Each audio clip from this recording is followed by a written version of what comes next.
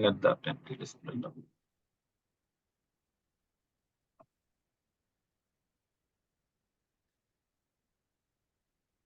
Hi, very good evening to you all. I'm Kulbhushan, part of Marcellus' team.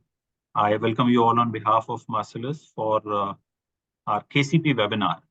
Now, of course, KCP as a fund completes around 4.5 years, and what an eventful 4.5 years they have been, right from the lows of COVID to let's say sort of turnaround in asset quality performance for PSU banks, and they getting rewarded decently by the market. Quality taking a back seat in a broad-based rally, which we have been seeing for last, let's say, 18-20 months. And this is more or less a normal phenomenon in a very broad-based rally, that often quality is not the front runner who takes the maximum amount of load for the rally. But looking at all these parts, it's important to keep you updated on what's happening at our end, of course, to take all your queries. And for our Kings of Capital portfolio, to do that today, we have Tej and Keshav with us. Tej, you would have seen multiple times. He's the portfolio manager for our Kings of Capital and MCP portfolio. Keshav, on the other hand, while he stays on the background, but is responsible for most of the heavy load on financials. So he's our go-to person whenever we have any deep query to go to. So the format for today will be same. I'll hand it over to Keshav to take you ahead with the updates. Your queries, please type in Q&A box. We'll take at the end of the presentation. Over to you, Keshav. Sure. Thank you, Kirby. Good evening, everyone, and thank you for joining us for this webinar. Over the next 15-20 minutes, I will walk you through the current environment, largely focusing on asset quality. There has been enough chatter about asset quality. We'll try to demystify some of that. We'll explore the areas of products where we are seeing some stress, the reasons where we are seeing some of those stress manifest, and then eventually we'll discuss how KCP is positioned in the ongoing asset quality cycle. Before that, I'll just quickly start with an update on sector growth. If you look at the chart right in front of you, the blue bar shows the loan growth. From a peak of about 16-17% on the loan growth, we are now down to about 12-13%, whilst deposits, which were growing at about 8-9%, are now growing at about 11-12%. Now, there are 2 or 3 reasons why this loan growth has moderated from 16-17%. Most of them are more supply-led. I don't think there is a demand-led challenge for now. Most of the challenges or the reasons for moderation in loan growth is largely coming from the supply side. First is, if you look at the gap between loan and deposits, remember, banks do get deposits and the same money is being lent towards loans to customers. The gap between loan growth and deposit growth cannot sustain at about 500-600 basis points, which you see here in the chart. At some point in time, the loans were growing at 16-17% and deposits were growing at about 10-11%. That gap was unsustainable. Now, if you look at that gap from about a peak of about 600 basis points, the gap has now converged and it's only 100 basis points. So demand supply mismatch had to get corrected. It has gotten corrected. And we are looking at a steady state 12-13% loan growth for the sector, as long as the deposit growth holds at about 12% mark, which we are fairly confident that it should hold up.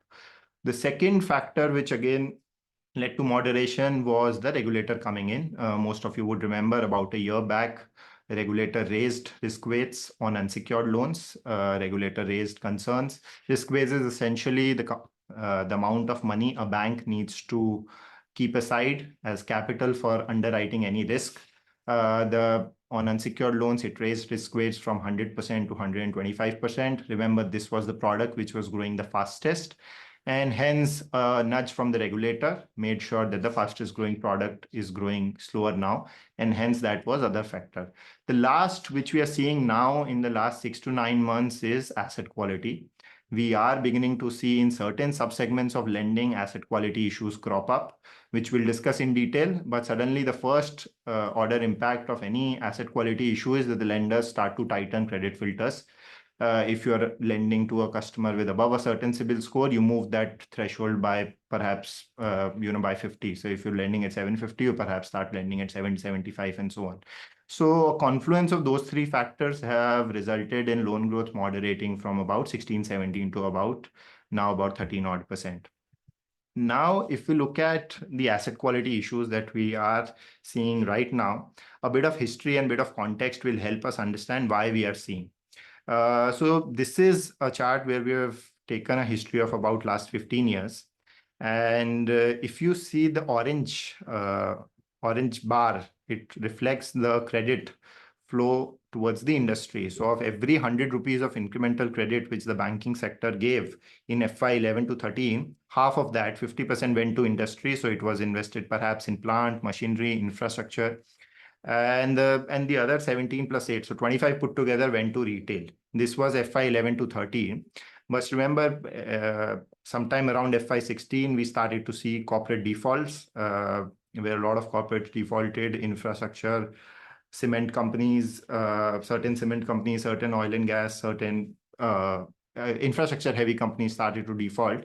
And over the last 8, 9, 10 years, we have seen credit to industry. The share of credit to industry is just about 8-10%. And what these banks did, they reoriented their business model to granular retail risk, which is where, if you see over the last decade, 50% or more of the incremental loans, so incremental credit, is largely gone to retail. Now, what happens is that, as a simple theory, any particular segment which draws attention from a lot of lenders and a lot of supply of credit goes to that sector, you tend to see some signs of over-leveraging in that particular segment, which we saw in the last decade.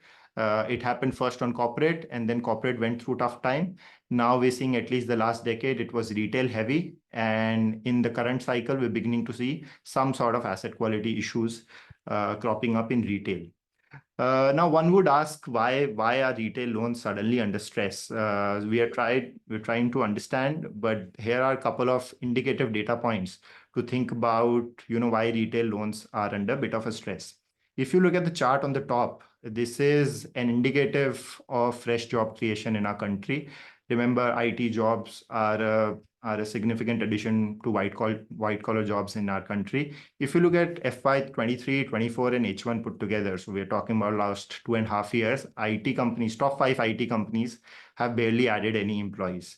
So the fresh job creation of white collar jobs, people who'd like to go out, spend, use credit cards, take personal loans, fresh jobs created are actually far and few in the last 30 odd months. At the same time, what has happened is supply of credit actually kept pace. Supply of credit kept coming, but there were only so many people who were getting added to the job system, which resulted in over leveraging. So below is the data for the microfinance industry, not directly correlated with IT jobs, but a section of the society which is over leveraged for now. If you look at the bottom chart, it will show that 1/5 of the microfinance industry's loan are sitting with borrowers who have credit lines with 4 or plus lenders. So essentially, if you think that anyone who has one line or 2 line with a credit lender is still all right, but if you're borrowing from 5, 6 different lenders, you are essentially over leveraged and you are just using money from one to pay the other, from second to pay the third.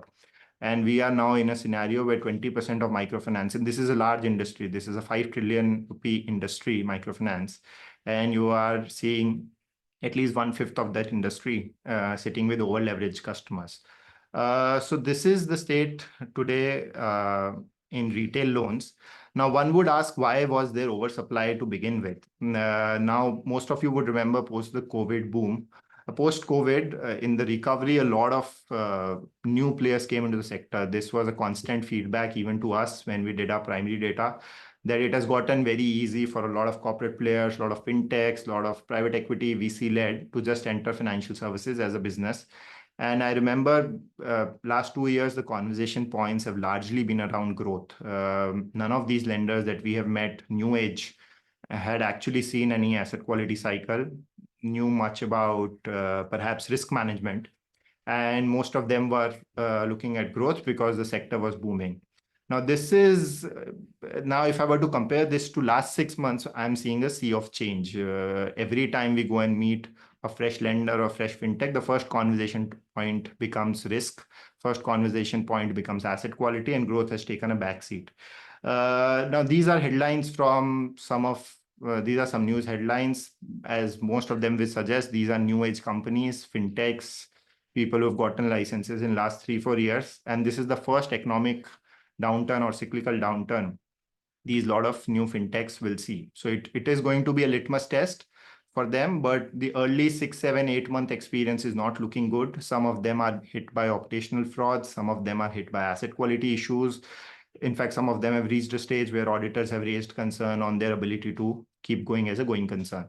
So supply of credit, which came from people who had very little experience in lending, coupled with a society where bottom of the pyramid are over leverage and a blue collar jobs not really growing as well as it should. Now, what all of this results into some sort of stress creation. Now, what we've tried to kind of understand or demarcate is via products and via lenders. First of all, let's go via products. So what are products? Which are products which are seeing some sort of stress, and which products are doing well? The way I would bifurcate this is a category of secured versus unsecured. So if you look at the bottom of the table, here there's a category called microfinance. Microfinance, as most of you would know, are unsecured loans given to bottom of the pyramid customers, low ticket. Here, if you look at the stress levels pre-COVID, stress is essentially nothing but fresh flow of assets into stress. So 1.2% here would signify that out of the 100 rupees lent by a specific company, 1.2% was the addition to gross NPA. Now, if you look at pre-COVID, which is 2Q and 3Q FY20, this number in microfinance used to hover around low single digit, 1-2%. It kind of normalized somewhere in FY24 to low mid single digits, 3-4%. But in FY25, they've risen sharply to about 12 and 25% respectively in 1Q and 2Q. So this is one clear product category where we are beginning to see, in fact, very, very sharp increase in delinquencies. Second product category is vehicle finances, which is again secured, but catering to truck drivers, catering where income levels are not very sufficient. Here again, the signs are a bit mixed. We won't qualify this as a segment which is seeing as sharp as a rise in delinquency as microfinance, but we are beginning to see some increase in delinquency. So of a normal 2 to 3% for last couple of quarters, we are consistently seeing numbers of about 4%. Now here, one point I like to qualify versus microfinance is essentially it's a secured asset. In microfinance, is 100% unsecured. If the customer does not pay you, you can't do much about it. At least in secured segments, you can repossess that asset and kind of try and sell it. We'll come to details about how each of these segments impact eventually banks' profitability. But just now, directionally, we're trying to understand how a secured versus unsecured in the current environment is behaving very differently. Now, if you look at the other secured category of housing, which is prime housing or affordable housing, irrespective of category, we're not seeing any signs of stress creation. You look at numbers in prime housing, it's actually negative close to about 1%, which essentially means you had more recoveries than assets which slipped into GNPA. Similarly, in affordable housing, the numbers are hovering around 1 to 2%, which is the long-term trend. So it is not a one-size-fits-all answer for now. The answer lies in products. In certain products, we are seeing very, very sharp rise in delinquencies. In certain products, it is as good as it gets. And accordingly, we make portfolio changes. Accordingly, we make changes to the kind of lenders we want to get exposure to. If we now move ahead from products and trying to understand from a company's point of view, these are 9 lenders that we have in KCP. And I will take some time to make sure we understand or we draw right conclusions from this table. Above are 5 banks that we own, and gross slippage ratio is nothing but percentage of loan book which is getting added into GNPA. So if a bank had 100 rupees of loans, what percentage of its loans are getting slipped into GNPA? GNPA is nothing but borrowers who have not paid you for 90 days and above.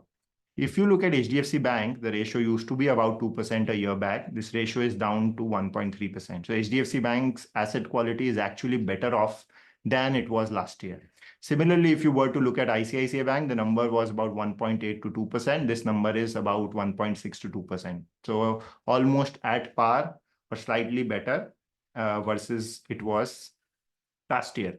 Similarly, if you were to look at City Union Bank, the numbers were about 2 to 3.5%. We are looking at 1.5%. So 3 out of 5 investee companies, the numbers are actually better than last year. In an environment where I'd shown you on the last slide, most products are seeing rise in delinquencies. On the unsecured side, secured side is good enough, very good for now. And accordingly, from a lender's point of view, 3 out of 5 are behaving really well. Coming to Kotak and Axis, if you look at the numbers, for Kotak about 1.5 to 1.6% is now about 1.4 to 1.9. Similarly for Axis. So we are in an environment where the top private banks have bucked the trend. The top private banks are seeing very strong asset quality outcomes, and which is where KCP is positioned. And hence, in a broader environment where we are seeing asset quality issues, at least in our investee banks, we are not seeing any of that, and the data suggests in the top table.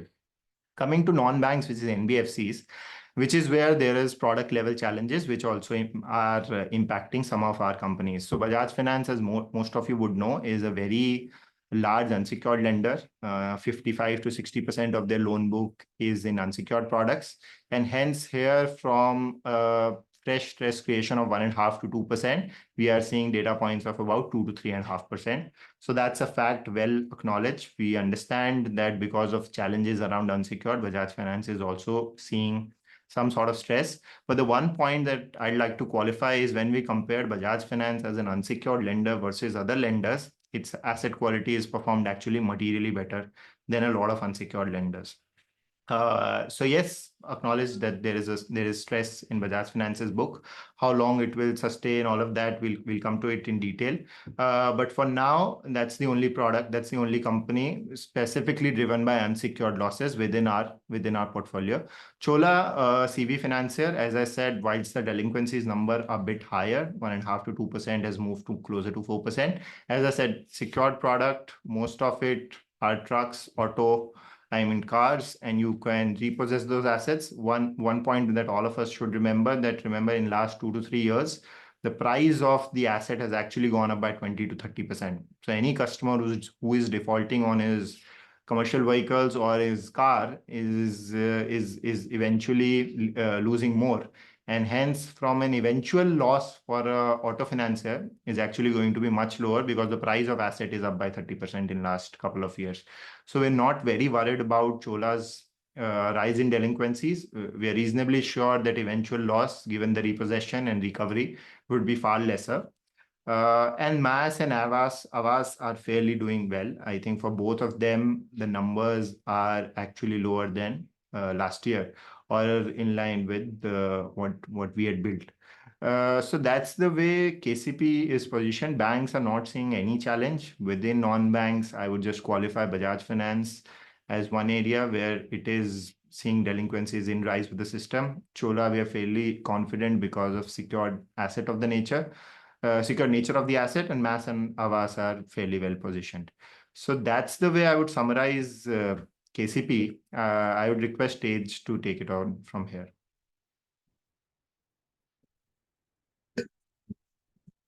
Thank you, Keshav, for the great summary on the sector. Now I'll move on to what our portfolio has done and how are we positioned in the context of what Keshav has shared for the sector. So if you look at our portfolio, and if you were to look at the last couple of years, especially from the vantage point that we are sitting at today, we look at last 6 months, 1 year, 2 year data versus the Bank Nifty, and the portfolio has actually started to outperform across all of these time periods versus the Bank Nifty. So the blue bar is KCP and the gray bar is Bank Nifty performance. So it was actually November 21 to November 22. It was that 1 year period, which is the one where the portfolio underperformed the Bank Nifty, where we did not have SBI, and for about a year's time during that time, we did not even have ICICI Bank in the portfolio. And Bank Nifty constitutes of largely 5 banks. SBI and ICICI also are about a third of Bank Nifty, which did really well on the back of the COVID recovery. And we did not have those 2 companies in the portfolio. And we've never participated in the PSU rally. So barring that, if we now look at KCP as risks are rising, as asset quality has come back into the picture, we've started to outperform. And we believe that as more and more risks arise, as the sector becomes more rational, growth is a word which was since the past 3 years the talk of town. So I remember, we went to Chennai a couple of years ago. This was end of 2022, and every lender that we met was talking about branch addition and disbursement growth. We went to Chennai last month, and the only discussion that we had with the same lenders, same place, same geography, same customer base, the only discussion we had was collections, recovery, NPAs, asset quality. No talk about growth, no talk about margins, no talk about branch addition. And that is the sort of difference in performance in terms of portfolio returns also that we are seeing. That when we are now hearing only about risks and asset quality, portfolios are outperforming. Back in 2022, when there was no talk about risk and asset quality, KCP was underperforming. So yes, from a 3 or 4 year perspective, returns in absolute terms still look weak.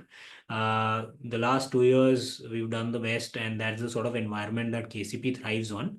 And we'll take you through how we are positioned. So if we now look at this slide, this is a bit of a busy slide with lots of data. So I'll take a couple of minutes to explain what we've done on this slide and how we are positioned as a portfolio. So all the stuff which is on the left of the slide, the blue bars over here, these are the average returns for the subsegments of financial services. So to take an example, capital markets during this financial year have delivered 70%, about 70% returns. What I mean by capital markets is this would be an average of asset managers, wealth managers, stockbrokers, something like Prudent, which we would have owned, Motilal Oswal, which we would have owned in the portfolio.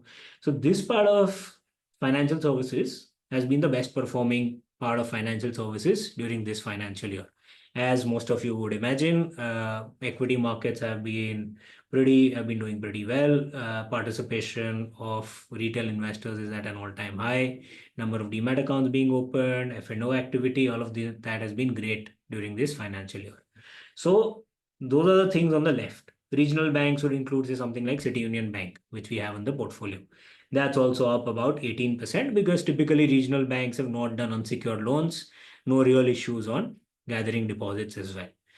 So those are the things which are on the left. KCP post fees performance is about 15% for this financial year. BSE 500, Bank Nifty or Nifty in the 9 to 11% range for this financial year. Things which are on the right, they are the ones which have actually seen a drawdown. And what we've done is we've also shown our allocation or exposure to these things. So on the top, you can see that anything which is not done well this year were typically things which did extremely well during 2022. The things on the right were doing extremely well, but we have no exposure to all of that. So in 2022, we underperformed. PSU banks, microfinance, all of them have seen steep drawdowns during this financial year. We've got zero exposure to that. Life insurance, general insurance, multi-product NBFCs would include Bajaj Finance. Those are things which we've allocated about a third of our portfolio to. And everything on the left, which is done well, which is done better than the broad-based indices, is about 2/3 of the portfolio. So about 2/3 of KCP has been in things which have done better than the broad-based indices. Zero allocation to things which have seen drawdowns, steep drawdowns, PSU banks, microfinance. Tier 2 banks would include something like IndusInd Bank, RBL Bank, those sort of things. So these are things which are actually seeing risks play out, asset quality risk play out. Again, zero exposure. And about a third of the exposure to things which have underperformed the index, but not really seen a drawdown. So which would be Bajaj Finance, unsecured lender, people worried, but we don't really see that as a permanent loss of capital. Or Cholamandalam or ICICI Lombard, which is done better than what you see on the slide in terms of general insurance returns. It's not delivered negative returns, but we would have it in the portfolio.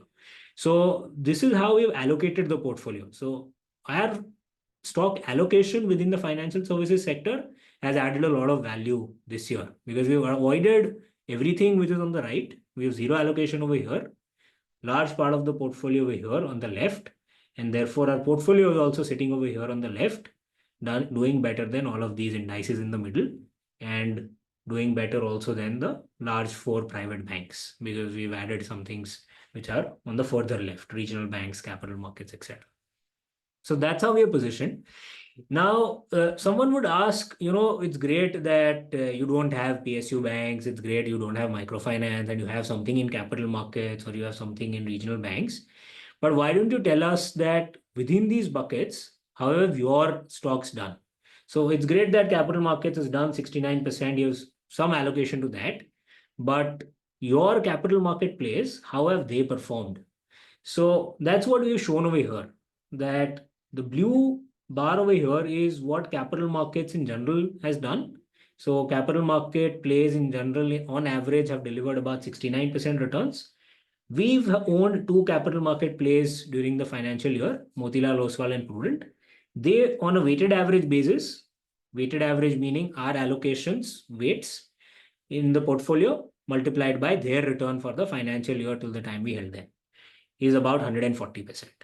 So capital markets, not only have we done the right thing by allocating capital to capital market place, but even within that, our selection of stocks within capital markets has further added value. So we've done better than all the capital market plays on average within capital markets. Same thing with the regional banks. We have City Union Bank in the portfolio. It's done better than if you would have chosen the 5 regional banks which exist in India, which are listed, which are worth investing in. They on average would have delivered 17% return. We chose one, City Union Bank, that's done 30% plus. Same thing with cash management. KCP is over here. Same thing with top 4 private banks, where on average, if we would have chosen an equal weighted index of the top 4 private banks, HDFC, Axis, ICICI, Kotak, we would have got 13.5. We have more of HDFC and Kotak, a bit less of Axis, ICICI, therefore we've got 30.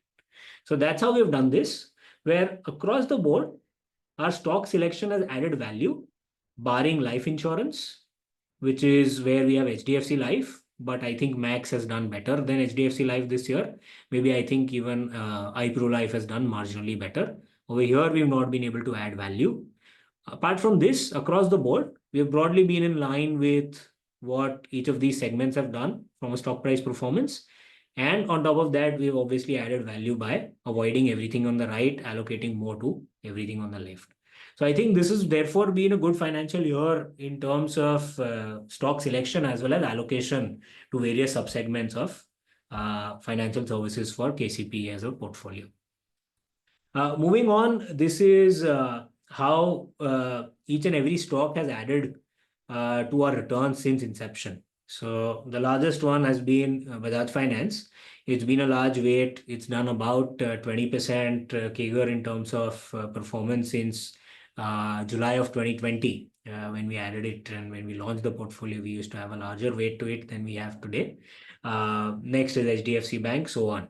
So what this slide also highlights is that we've not really committed large errors of commission, where we've not had large blunders where we've lost a large amount of capital. That's in line with our investing style, where we don't want permanent loss of capital, and especially when it comes to lenders, financial services, that's something which can happen. And the last 9 months have been, it's been quite evident where, a lot of stocks, as we showed on the previous slide, things on the right, you can see in 6 months' time, 9 months' time, 30 to 40% drawdowns. And microfinance as a sector has seen 30 to 40% drawdown, as you can see over here in 9 months' time. So there are definitely stocks which have halved over the last 9 months. On the other hand, as you can see over here, we don't have anything of that sort. Where we could have done better in hindsight is we could actually have taken a bit more risk, where we could have added stocks, we could have taken more risk. And hindsight is 2020, where 2 waves of COVID happened. If RBI would not have intervened, if there would have been no moratorium, maybe a couple of lenders, a couple of PSU banks who were just on the verge of 9 or 10% tier 1 capital would have gone bankrupt.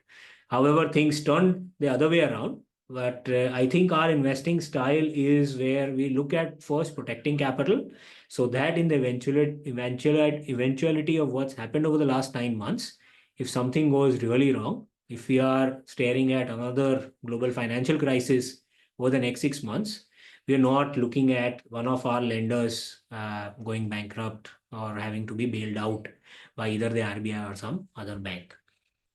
So again, no errors of commission. However, we could have taken maybe a bit more risk and seen more outcomes like Bajaj Finance or a Chola or a Prudent, which are over here on the left of the chart. Across all time periods, this is a consistent point. Over here, we've never seen an EPS growth slowdown for this portfolio. Whether it be 2022, where I spoke about the portfolio underperformed, but even during that period of time, the companies we've owned, HDFC, Bajaj, Kotak, ICICI Lombard, across the board, across all time periods, earnings growth has been quite consistent, quite healthy. It's largely been a factor of lower quality lenders, which finally this year have underperformed. Lower quality lenders being the flavor of the season. PSU banks, people going for re-rating of PSU banks, buying more of tier 2 private banks, all of that's started to reverse. It's been more of that rather than the portfolio seeing any sort of deceleration on earnings growth. So if you look at weighted average earnings growth, FY19 to 24, quite healthy. If you look at FY25, EPS growth so far also quite healthy, nothing to complain about. And if you look at the last line or the last row on this slide, actually Nifty 50 EPS growth is 0%. So versus a 0% EPS growth, a mid-teens or a number near 20% is actually quite commendable, and especially for a portfolio of lenders where we are starting to see asset quality risks play out. This is a 15 to 20% growth outperformance. And for stocks which are trading at, in most cases, 10-year lows on price to book multiples. HDFC Bank is trading at almost global financial crisis levels on valuations. And we're seeing 15% growth, EPS growth outperformance at a portfolio level. And therefore, because this outperformance of quality lenders has started over the past year, 9 months, we can see that over the past year, share prices have started to catch up. Last 1 year, actually, there's not much to complain about. Therefore, KCB is doing well in line with or better than Bank Nifty over the last 2 years as well. So this catch up has been over the last 9 to 12 months as people have come back to quality when it comes to financial services. Also, last 9 months, PSU Bank Index has given 0 returns. So that's also something which is no longer flavor of the season. Again, it's not very visible, but this financial year to date, Nifty is up 8 or 9%. HDFC Bank is up 30%. HDFC Bank is actually this financial year to date outperformed by about 20%. So those things have played out on the back of EPS growth being very healthy and some of the recovery on asset quality, some of the flight to safety, all of that playing out over the last year or so. And we believe this is not something which is temporary. As you see December quarter results, there will be a further deterioration in asset quality is what we believe, where the gap will become much wider. You'll see HDFC Bank again in this quarter showing, we believe, no deterioration in asset quality versus microfinance, unsecured lenders, maybe even higher risk segments of secured lending, higher yield segments of secured lending, starting to see some stress. So next 6 months are going to be pretty interesting because also on top of this, as Keshav showed, loan growth is down to a 2 or 3 year low. Loan growth is no longer 15-16% for the sector. So there is no loan growth. There is no operating leverage. Unlike 2022, NIMs are not expanding. And recoveries from NPAs and write-offs from historical loan book is no longer there as a kicker to ROAs and ROEs. So all of those tailwinds which most of the lower quality lenders enjoyed are behind them. Also, most of the re-rating is also done. So now it's back to being cautious. It's back to EPS growth, which is quite visible over here. Outperformance on EPS growth is quite visible over here. And this we believe is likely to continue.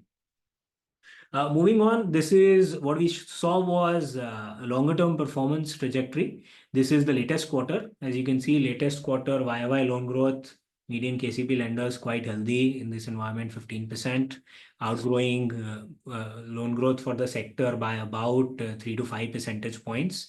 And these are not small lenders. HDFC Bank, largest private bank, and still outgrowing the sector.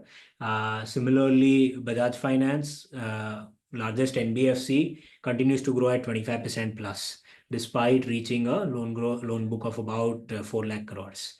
So on top of that, net NPS very healthy, 0.5%. And non-lenders, I think, continue to do well. There is no asset quality issue in non-lenders, of course. Over here, balance sheets are largely insulated. We can delve into the details of the non-lenders if there are further questions during the Q&A session. Over here, this is one interesting slide where, as we've seen this slide play out, say sitting in 2021, we had data only till, say, over here. We did not have data beyond that. Then we saw 2022 play out. And now we have data in real time of what's happening. So what's happened is, if you look at how the slide has progressed, sitting in FY18, gross NPAs for Bank Nifty 5%, for KCP lenders 3%. So wide enough gap. Sitting in FY24, that gap has absolutely closed down. 1.8% for KCP, 2% for Bank Nifty. This is because for the lending sector as a whole, NPAs have actually come down from about 8-9% to about 2% as we speak. KCP was already at 3%. There was very little room to go down. Now what's happening is it's going the other way. NPAs will start rising. As we see the number for FY25, Bank Nifty, you'll see the number at, as you had seen, from 2.9% going to 2%, you'll not see in FY25 2% going to 1.5. That downward trajectory is now over. There is no longer NPAs going down. There is no longer no risk of gross NPAs and only talks of recovery. FY25 will be a year of 2% staying at 2%. And FY26 onwards, most likely you will see 2% going upwards. That is where this inflection point is already here. And it is at this inflection point that we are starting to see HDFC Bank outperform. It's because this inflection point is reached and the market has realized that this environment of 4% NPAs for Bank Nifty going down to 2%, that 3-year period is behind us. It's no longer going to play out in the future. Everything else, I think, is as expected, which is ROAs for Bank Nifty continue to be well above. ROAs for KCP continue to be well above Bank Nifty. Return on equity, very healthy, well above 18%. And the other thing which has changed is 3.5 to 4% price to book, which used to be 4.5 times price to book for KCP back before COVID hit us. So 4.5 has come down to 3.7. This is at a time when the rest of the market has re-rated. So broader markets, especially small and mid caps, have seen a re-rating. KCP lenders have not. Moving on, this is a slide again which highlights the same issue, which is if you look at return on assets for KCP lenders, they used to be 70% higher versus Bank Nifty. It's still 70% higher versus Bank Nifty. However, the valuation premium is only 20%. So if you were sitting in March 2018, when DHFL, Yes Bank, ILFS, all of those things were in the spotlight, people were invested in HDFC Kotak because those were high-risk years. And therefore, the premium for return on assets being higher by 70% was right up there. Therefore, KCP lenders, high-quality lenders, were trading at 2x of the PSU banks. As we speak today, there's only a 20% premium. So only a 20% premium for fundamentals which are 70% better is something which will correct and has started correcting over the last 9 months. As you can see, this is FY24. This 23% number as we speak today would already be closer to 35%. And therefore, this move from 23 back to, maybe it won't go back to these levels, but back to these levels, FY21 levels, has already started. And as we see more and more bad news come in for the lending sector, we believe that this premium will start to rise back again. Because March 24, sitting in March 24, there was no microfinance issue, there was no NPA issue for unsecured loans. Therefore, this number had reached over here. In the last 9 months, this number has also started to move up and is back over here. We believe it should be back somewhere over here so that the premium for quality of fundamentals is actually being reflected in valuations. And that's starting to play out as we speak. And this is linked to the previous slide, where EPS for the portfolio is up about 2.7 times since we've launched the portfolio. However, stock price is up only by about 2.2 times. So 100 rupees of EPS has become 270. However, because the P multiple or the price to book multiple has derated, the stock prices are up by only 2.2 times. So while in the rest of the market, we are seeing that the red line is well above the blue line because most other things have re-rated. Over here, HDFC, Kotak, Bajaj Finance, they've actually derated. So price to book multiples, P multiples have gone down. And therefore, you're seeing that the 100 to 270 of EPS growth is not reflected in stock prices. So this is something which will also get corrected in line with the previous slide. Another interesting data point over here is that there are only 2 companies in the last 3 years in the BSE 500 which have delivered more than 20% EPS growth, but not delivered more than 20% stock price performance. And those 2 companies are Kotak Bank and Bajaj Finance. Only 2 companies in the whole of BSE 500. Where earnings growth is much higher than share price compounding. So that is something which is an opportunity because everywhere else it's already there in the price. Everywhere else you're paying up for EPS growth. Over here, there is good visibility, high quality companies, high quality management teams, but still not being reflected in stock prices yet. And finally, if we look at consistency, this is across quarters. What the blue bars represent is across quarters, EPS growth is anywhere between 15 to 20%. Ignore the 30% numbers because that would have one-offs from write-backs. But even during Q1 and Q2 of this year, when EPS growth for the Nifty is 0%, 1%, the portfolio has delivered very healthy numbers on EPS growth. And this is along with returns on equity where despite being a sector which is cyclical, there is absolutely no cyclicality, 18, 19, 20%. Very healthy returns on equity. Portfolio PE multiples also remain in this sort of range. About 25 times is what is the average multiple versus BSE 500 at 27, 28 times, Nifty at about 20, 21, 22 times. So EPS growth higher than Nifty, return on equity higher than Nifty, and PE multiples in line with Nifty. That is how I would summarize KCP. That you are getting better EPS growth, better return on equity, and you are not paying up for that.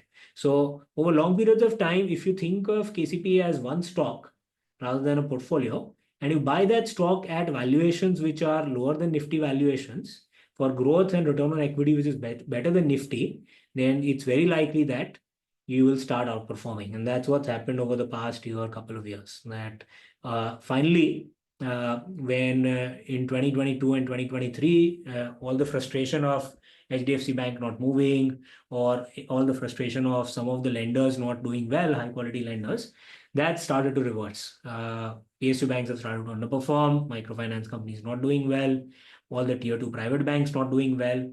Finally, it's money moving back to safety and flight to quality that's playing out. So I'll stop over here. KB, over to you on helping people understand some things better, where we could help them understand all the technical jargon that we might have used during the last 25 to 30 minutes, or any questions that they might specifically have. Thanks, Paige. Thanks, Keshav. I think we explained the thesis thread by thread very cleanly and clearly. And of course, it's time for to take up people's questions. Participants, please type in your queries in the chat box. And what I'll try to do is divide the questions broadly. So there are a few questions which are, let's say, specific to stocks. There are a few questions which are specific to strategies. Let's start with first things first. So the stress which we are seeing in microfinance segment, what's the domino effect of that? Where does it land? Take us to which are the incremental lenders it will hurt? Yeah, so I think if you look at this slide, right, it's quite evident that the reds are over here. It's been quite a surprise. So let's assume we were sitting somewhere over here. Most people would have said, microfinance, this is par for the course. These sort of numbers is something which is microfinance companies price for. They're giving out loans at 25% rates of interest. This is something which should be fine. And especially for companies which are doing 20% plus return on equity, this is something you should expect. But this 12% and 25% stress creation in a period of 6 months has been quite a surprise for most analysts, for most companies, for most investors. What this has also led to is, along with this, we're also starting to see numbers over here increase, which is vehicle finance. Everything else is so far under control. Just like I said, if you would have asked us sitting over here, what do you think over the next 6 months, what will happen? We would have said maybe things are fine. But that's where KCP's construct comes into play. That we don't operate in things which we think are not predictable or not highly likely to play out. So if we think that playing in tier 2 private banks is not something that is quite predictable, and we'll see a surprise play out in a period of 6 months like this, and what that results in is this a 38% drawdown in 6 months time. Then we do this, which is nil KCP allocation, because we don't know when this can happen. We don't know when this can happen. So we don't play in these parts of the market. What's the worst thing that can happen for a vehicle financer? We've seen down cycles in 2018, 2019. We've seen CV sales go down by 10%, 15% YOY for the industry. And we've seen what happens to Chola. So Chola is a vehicle finance play. We've seen what happens to Cholamandalam. Chola will not see NPA spike up by 3x or 4x like we see in microfinance today. It's a secured asset in the end. If something bad happens, you can sell a truck, you can sell a four-wheeler, you can sell off the car, and you can recover the money. Yes, we do play in unsecured lending, but our only pure play unsecured lending play would be Bajaj Finance, the best in the industry. The data over there is 15 years of growth, 15 years of market leadership, only 1 year of less than 20% or 19% return on equity, which is the COVID year. Across cycles, what is the delinquency for unsecured loans or collection efficiency? 92%. When the industry does 92% collection efficiency, what does Bajaj Finance do? 99%. 7% alpha on collection efficiency. If industry does, instead of 92%, industry goes through a downturn, does 89, Bajaj Finance would do 97. So we're not playing in any of these segments so that we are here on the extreme right because of issues on asset quality, because some lender has put up its balance sheet on risk and said, I'll take some crazy amounts of risk. We don't do that. What I worry about is we've been on the right side of this chart because we were overpaid historically. And in those cases also, we've not been on the right side of the chart. We have seen time corrections. We've seen Kotak time correct. We've not seen Kotak see a 40-50% drawdown because it's done something stupid. We've seen Bajaj Finance time correct. Not because it's done something stupid. It keeps growing at 25-30%. But it sees a time correction because we paid up. In hindsight, it was a mistake. We paid up some 7 times price to book in 2021 for Bajaj Finance. That's where we don't risk permanent loss of capital. We risk some time correction. But because the question is specific, and in today's environment, the question is very specific on, what's the risk of microfinance asset quality on our portfolio? We don't play in that part of the portfolio. So nothing. But if I were to see future 6 months out and say, we are sitting in, say, a global financial crisis, what is the risk to our portfolio? Then Bajaj Finance, Cholamandalam, these are relatively where we operate. Within that, higher risk. I don't see a risk to an HDFC Bank or a Kotak Bank or a City Union Bank, and everything else is non-lending. General insurance doesn't see any sort of risk because of these sort of things. Similarly, I don't see any sort of risk for cash management or anything of that sort in non-lending. But the risk can be if we see something which is extreme, which is a once in a 15-year event, then maybe Chola or Bajaj Finance and nothing beyond that. Sure. And let's say extension of the same question that while the gross slippage ratio on our holdings and private banks is far better compared to other banking competitors. What causes this difference? Is it management? Is it processes which were already established historically, or what makes them so averse to this kind of lending? Yeah, I think it's just culture and DNA. If you look at it historically, right, people till 3 months ago, till 6 months ago, used to say that all of those historical differences which you see, that HDFC Bank is a good lender, they've all vanished. It's not visible in the last 3 years because CIBIL data is public, because account aggregator is there, because everyone has access to Aadhaar, everyone does KYC. And given that those barriers to entry around access to customers, data of customers, historical behavioral patterns, they are available to every fintech. HDFC Bank and a fintech which was started a year ago have the same access to data. There is no difference in asset quality. And that's how it will play out. That's what people used to argue till even 12 months ago. Now, if the only argument that I can give today is that if there is so much data available, how is it that in 6 months' time we went from so much of data being available to 25% of microfinance being a high stress pool? All of that in 6 months' time. The microfinance companies also could have had access to all of that data. And the same is the case with unsecured lending. The highest amount of unsecured lending that we have seen stress in is being done by fintech companies today. And they have the highest amount of access to data. They scrap the highest amount of data.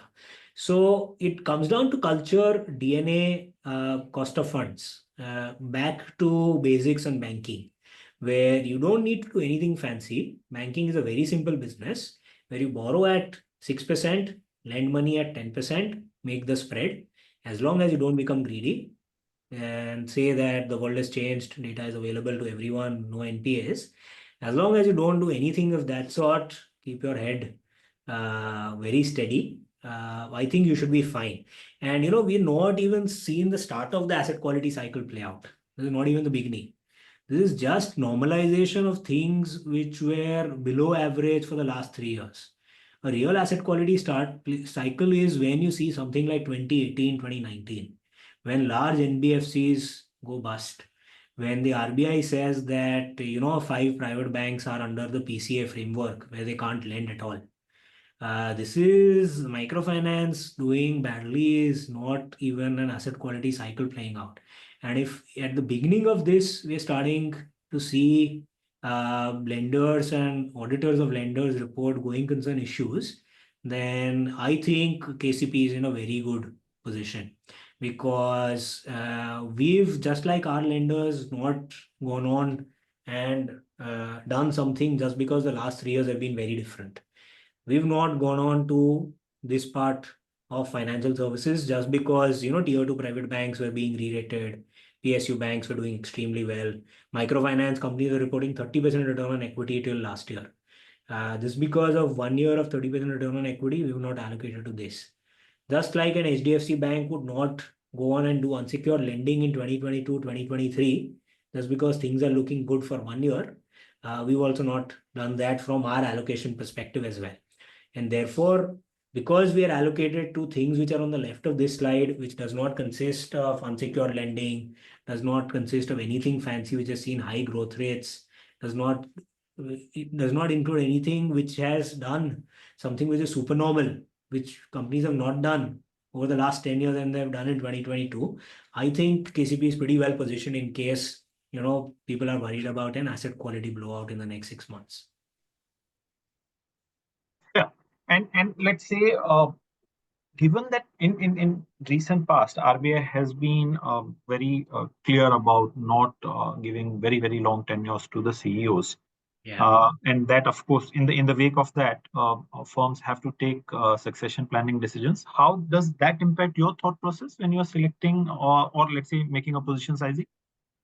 No, I think that's a great question, and we've borne the brunt of it largely. And whether it's HDFC or Kotak, I think they've seen a derating. Very difficult to say, even with hindsight, whether the derating was because of succession, because the long-time CEOs changed hands and there was a succession, or it was because of something else. But that is something which has played out. The way we look at it from an incremental perspective today is that most of the companies that we are now invested in, they don't have that sort of an issue anymore, because most of the CEOs are recently appointed CEOs. They have quite a bit of time in front of them. And the only place where it will play out in the very near term is Bajaj Finance, where Rajiv Jain succession will play out. It is very likely that he will stay within the group. He will stay within the Bajaj group. Maybe he gets elevated to the Bajaj Finserv level. We don't know. But that is something which will play out. We've already made the shift from Bajaj Finance to Bajaj Finserv at the portfolio level, in case that plays out. But again, Bajaj Finance is trading at 10-year lows and price to book multiples. So a company which is growing at 25% plus, 20% return on equity, and trading at all-time lows and price to book is not something that we would give up on. Over here, again, on top of that, it's not that Rajiv Jain, who's been the long-time CEO, is going to move out of the group. So that's not a concern. Across the board, everywhere else, HDFC, Kotak, the succession has already played out. ICICI, Axis, CEOs have long tenures in front of them. Mass Financial, Chola, again, no such real concerns. Where a CEO succession is public, quite public, is City Union Bank, where in the next year or so, it's a small position for us, but it's quite public, and it's not that it can go through a derating. The stock's trading at about 1.5 times price to book. Noted.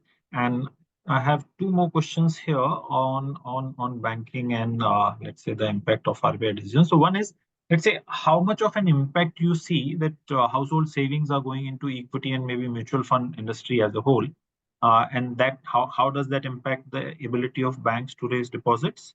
That's one. And the second is, while RBI hasn't cut rates till now, or Fed has, in case RBI does in future, how will that impact the KCP lenders? Sure, I think the question on equities is definitely there, as in household incremental savings to equities have gone through the roof in the last 3 years. Number of demat accounts in 2020 were 30 million. Today, that number is close to 180 million.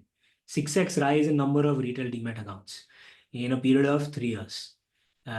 So number of retail demat accounts opened in the past 30 years is 1/3 of, or less than 1/3 of, what's been opened in the last 3 years. So that's the sort of allocation that households have done to equities in the last 3 or 4 years. But what happens is all of this money stays within the financial services system. So if money goes to a mutual fund, say I start doing an SIP to a mutual fund, the mutual fund would use the money. It would first go to a bank account of the mutual fund. It would then use the money to buy shares of, let's say, HDFC Bank. When it buys shares of HDFC Bank, that money would eventually flow to the person who sold the HDFC Bank shares to that mutual fund. Therefore, it would go to the bank account of that person. So as long as money is staying in the financial system, it stays within the banking system. It does not move out. So this theory of, because people are moving money to equities instead of deposits are not available for banks, is not true. Money stays within the financial system as long as money is going to insurance, equities, so on and so forth. As long as cash in the system is not increasing and money is staying in some sort of financial instrument, it does not matter where the money is going. The only thing that changes is, instead of money coming in the form of savings accounts to these banks, it comes in maybe current account, it comes in the form of bulk deposits. Therefore, cost of funds for banks may go up, and it's not high quality liquid assets. Therefore, the runoff on LCR might be a bit higher. That's the only thing, but it does not lead to overall deposit growth for the banking system going down, because eventually the money is staying in the financial system. So that's not an issue for deposit growth. It's only maybe cost of deposits which go up. And your second question was, KB? Regarding the, let's say, possible repo rate cut going ahead and the impact Sure. on KCP lenders. Sure. So I think banks will initially see net interest margins go down because as soon as a rate cut happens, there are loans which are linked to the repo rate, which banks would have given. Because the loans are linked to repo rate goes down, the margins that the banks earn on those loans go down. Deposits are not linked to repo rates. Deposits get repriced over a period of time. On the other hand, NBFCs benefit because NBFCs have either a fixed rate loan book, which only gets repriced when the next loan is given. So even if repo rates go down, NBFC's cost of borrowing would go up. Go down. NBFC's cost of borrowing goes down, but the loans which they've given historically, the rates at which these loans are given, they don't go down. So, say for example, Chola would have a large fixed rate book. All the vehicle finance loans are on a fixed rate basis. So, Chola would have given a loan at say 12% today. If there is a rate cut tomorrow, the loan remains at 12%. There is no difference. But the rate at which Chola is borrowing might go down because the banks would start lending at lower rates. So Chola would see a benefit. HDFC Bank would not see a benefit. It would actually see margins go down. Noted. That clarifies.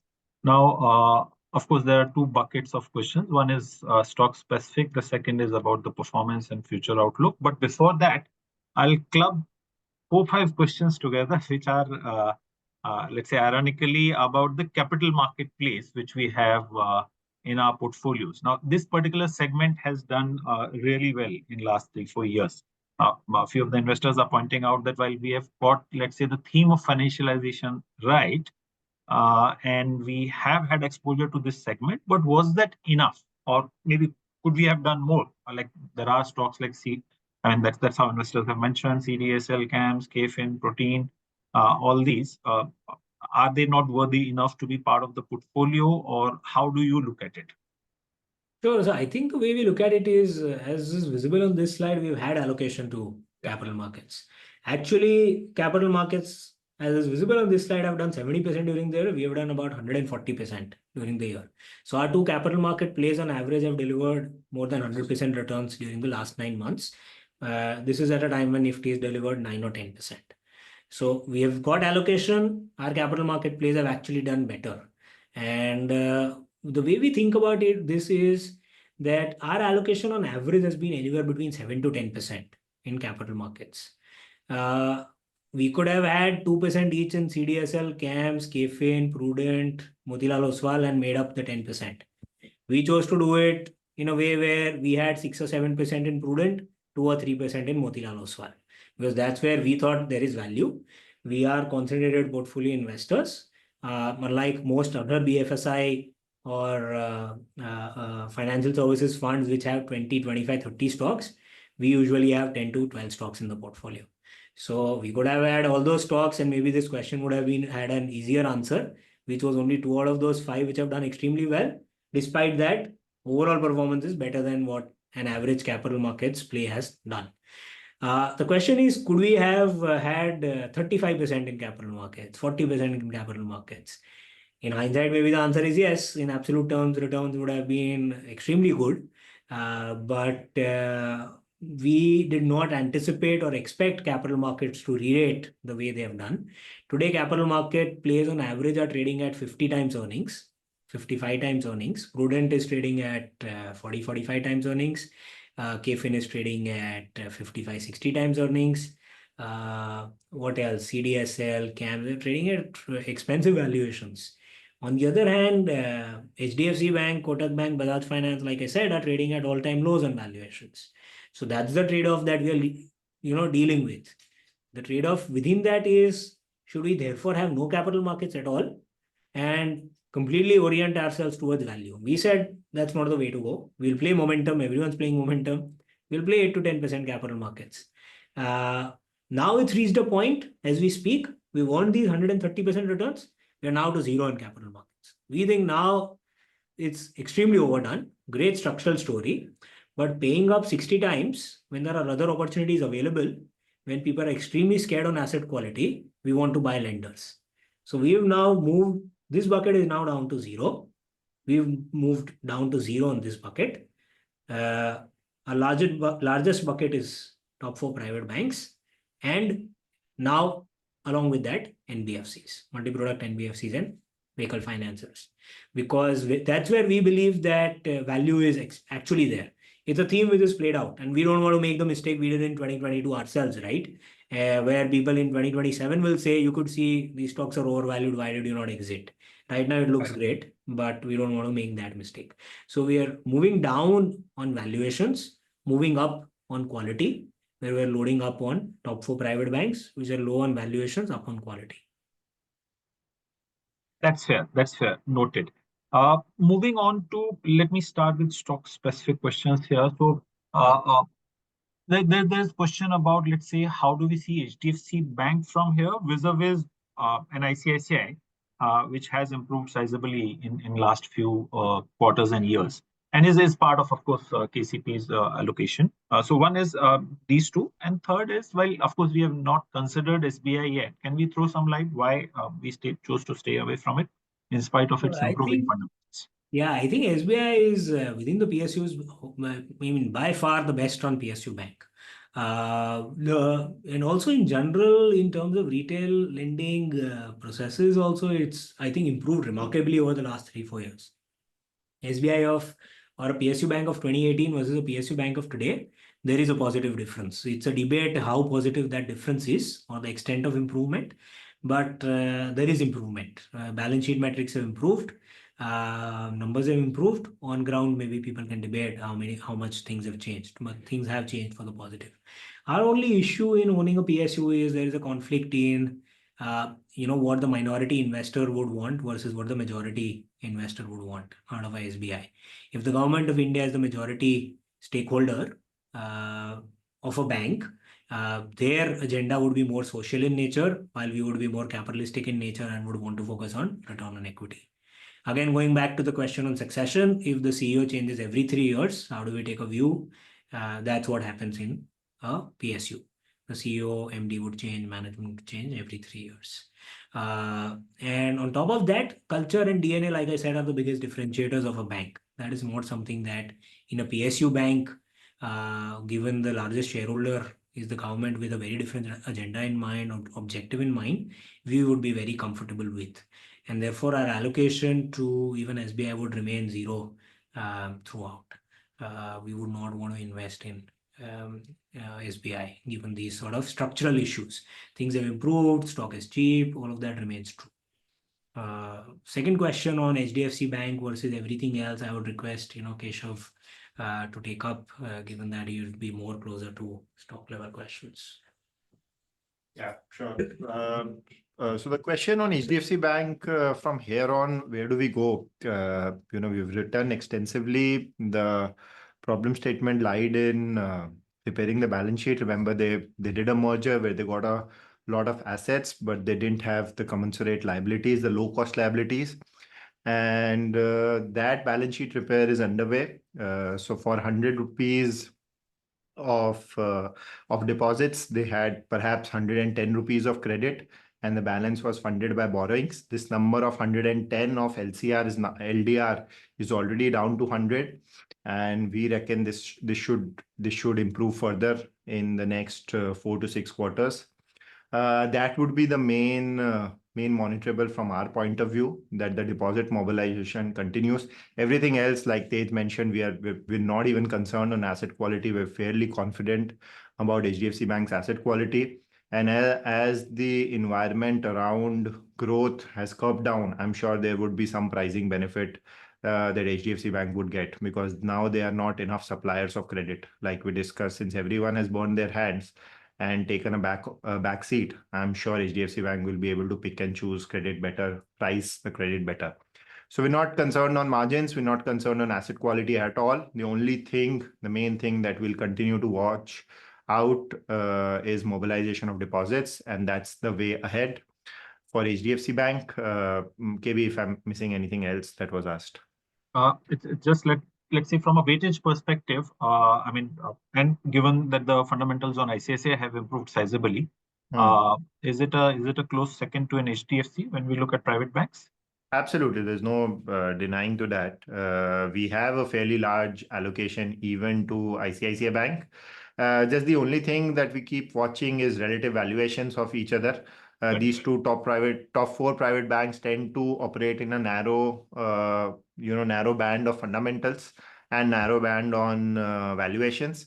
And as and when basis where we see some dislocations on valuations within these four, we take portfolio calls according to that. But you're right. From a fundamental point of view, ICICI Bank is a close second to HDFC Bank. Noted. And few interesting questions about how do you play Bajaj Finance. There is a way to play Bajaj Finance via Bajaj Finserv, which is let's say reflecting in the portfolio now. But haven't we considered playing it via maybe a Bajaj Holdings or a Maharashtra Scooters, wherein valuation or holding company discount wise may make a little more sense? How do we look at that? Yeah, again, I think like we discussed, right? We've taken a balanced view, which is we can go all the way up to Bajaj Holdings and, we'll get Bajaj Auto, Bajaj Finserv, within Bajaj Finserv, then a layer deeper will be Bajaj Finance. Now, Bajaj Housing is also listed. Someone would ask, why don't even go a layer deeper? You can play Bajaj Housing as well.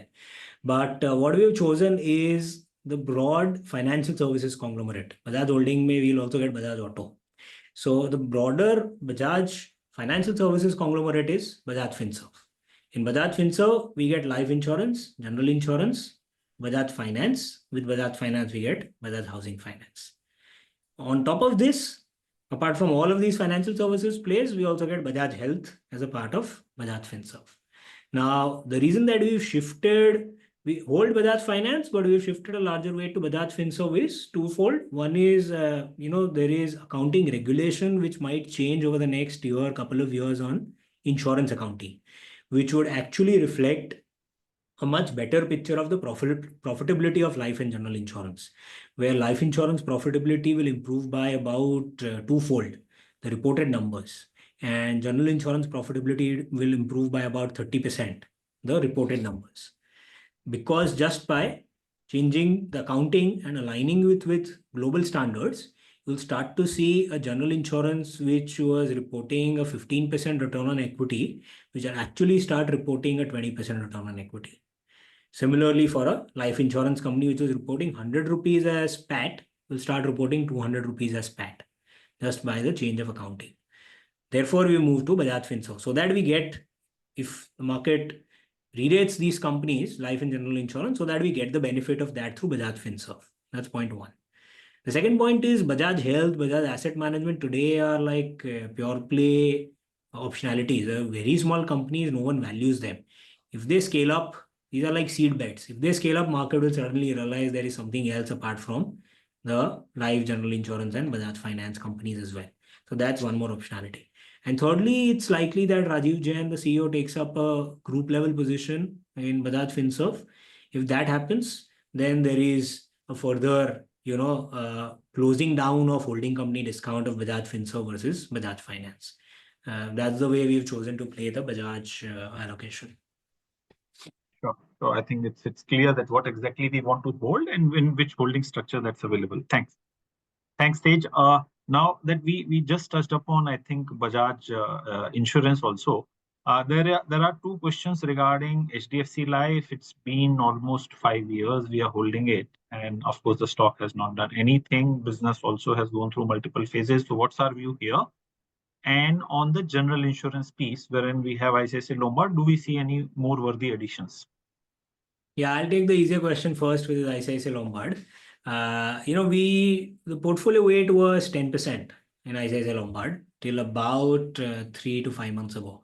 And we've now halved the portfolio weight, because we believe that, as we've written in our recent most newsletter, that general insurance sector in the next 6 to 9 months will give us opportunities to increase our weight back again in ICICI Lombard, which remains a high quality company, high quality compounder. But there is a slowdown in four-wheeler sales, and therefore there is a slowdown in motor insurance. Secondly, there is also possibility of some of the gains on profitability and combined ratios being upfronted. So in the first 6 months of the year, we might have seen most of the gains being upfronted. So for the first 6 months, I think ICICI Lombard reported some 30-35% EPS growth. And in the second half of the year, it will not report 35-40% EPS growth. It will report a much lower number. So therefore, most of the gains are upfronted. Second half of the year, we are already seeing four-wheeler sales slowing down. Top line growth also therefore slowing down. And upward revisions of estimates also slowing down. So therefore, we have taken some money off the table on ICICI Lombard. It remains a high quality compounder, best general insurance company in the country. Long-term story on insurance under penetration remaining intact. So we have it as a part of the portfolio. We'll keep toggling with the position as we see it fit.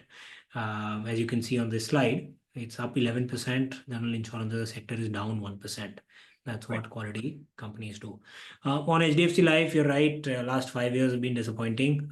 Stock, like a lot of things in financial services, has derated from about 5 times embedded value multiple to about 2.5 times embedded value. Derated by about 50% in 4 years or 5 years.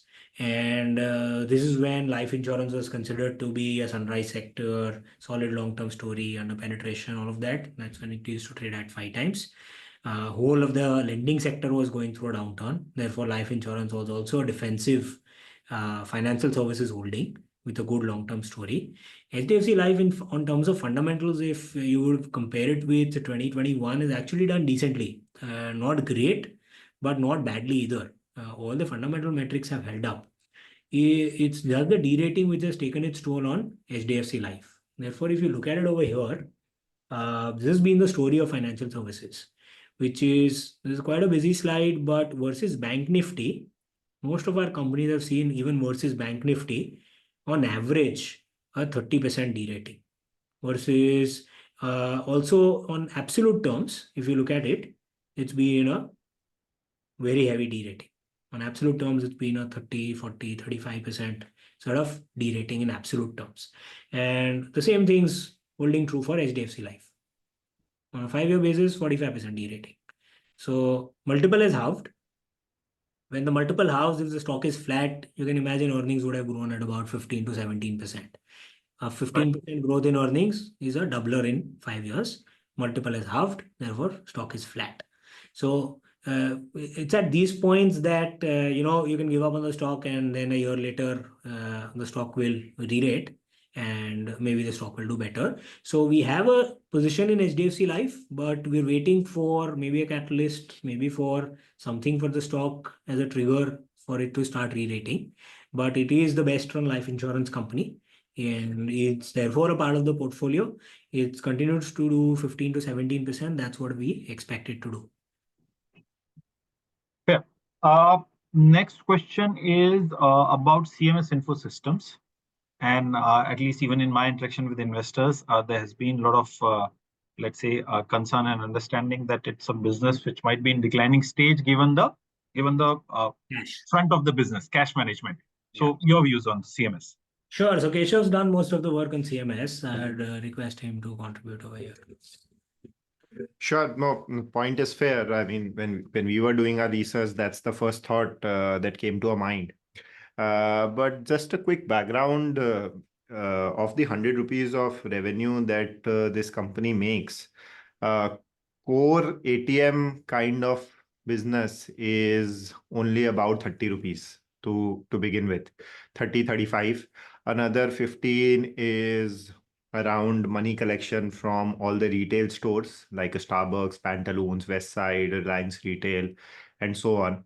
And that would put together be about 55%. And then another 45%, there's a lot of managed services, which has nothing to do with eventually cash in the system, which is just outsourcing of a business that any bank or any financial institution would do.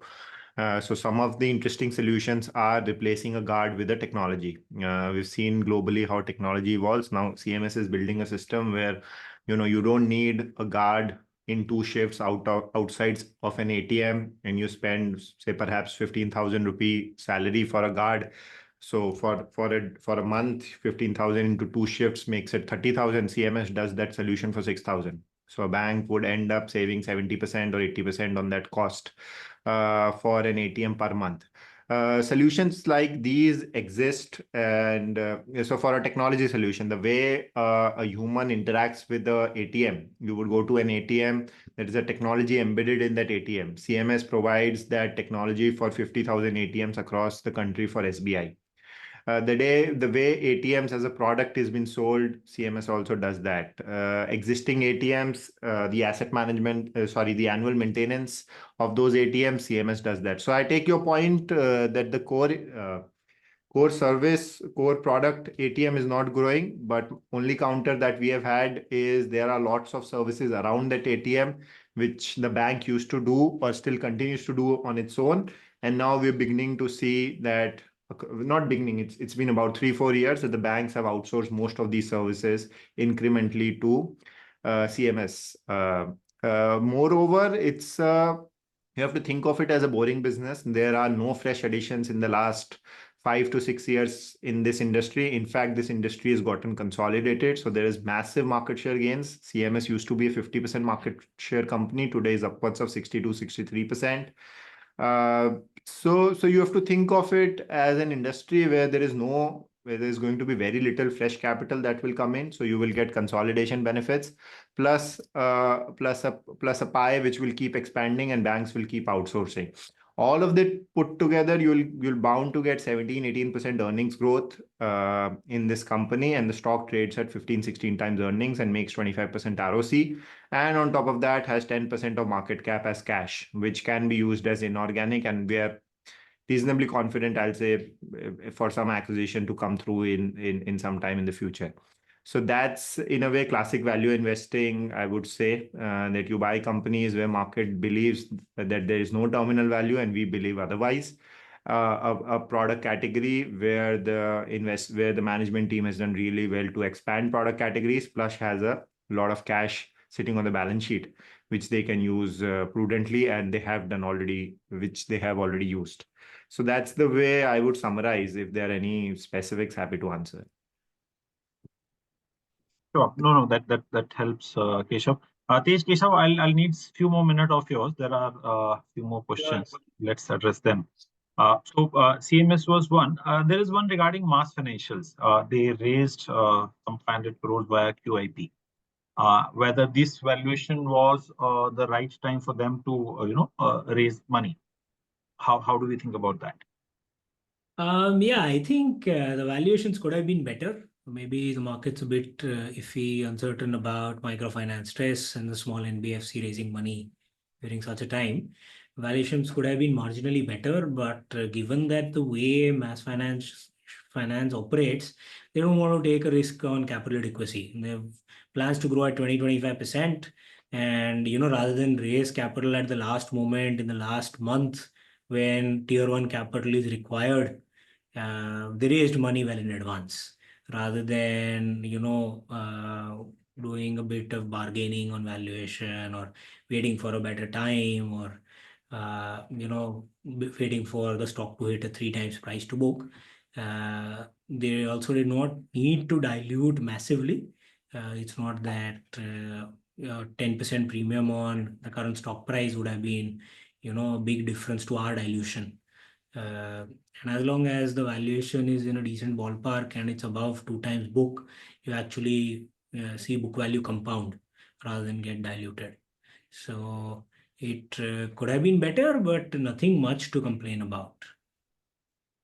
Sure. So moving on to the last couple of questions here. One is about that, let's say, a performance even from a since inception perspective has been okay to average to disappointing, depending upon when an investor entered. Given the solid fundamentals on the portfolio and the way some of the things are turning around, how do we look at the near future? Of course, last 1 year has been apparent, but if we can, let's say, give a broader outlook, if we can, about the next few years. Yeah, I think it's given this starting point on valuations, it's very difficult to foresee how valuations will go lower.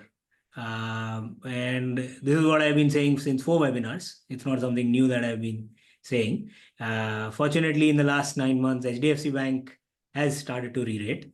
Kotak has stopped derating, and Bajaj Finance has stopped derating. So the derating part is behind us. That's why people have started moving to, as people have started moving to quality lenders, maybe the derating part is behind us.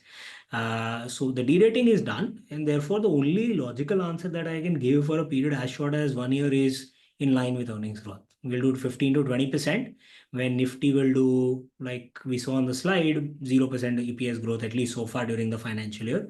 Maybe Nifty ends the year with an EPS growth of, if consensus estimates are to be trusted, anywhere between 8 to 10%. Nifty ends with EPS growth of 8 to 10, we do 15 to 20. Maybe that's what the next year, next 12 months look like in returns for the broader index and for us. That we outperform by about 10 percentage points or maybe 5 percentage points, between 5 and 10, as we have through the last 6 months or through the financial year. So yeah, actually it's here. Bank Nifty is up 6, Nifty is up 7 or 8, we are up 12. This is what actually the difference is through the financial year as well, leaving aside the last 6 months. Through the financial year also, we are up, I think, about 2x that of Bank Nifty. So that is what we would expect over the next 12 months or so. But given the quality of companies, given this starting point on valuations, next 3 years could be better, because we can start seeing HDFC Bank accelerate loan growth maybe 12 months from now. We can start seeing benefits of technology flowing through to Bajaj Finance. Once the ban on Kotak is lifted, it will take them 3 to 6 months to reinvigorate the engine, and therefore a year out we'll start seeing Kotak showing growth. So a lot of things, CMS will maybe do an acquisition in the next 6 months. So a lot of things in the pipeline on top of fundamental growth, which can drive valuations and stock prices upwards. And versus, say, a couple of years ago, when valuation premium for this part of the market was significantly high, Bajaj Finance was trading at 8 times book. That valuation premium no longer exists. The companies are trading at, like I said, all-time lows on price to book.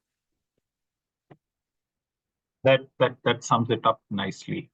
Thanks, Tej. Thanks, Keshav. We are done with the last question, 90 minutes. But thanks for the clarity and what all is happening around the portfolio. Participants, thanks for your time.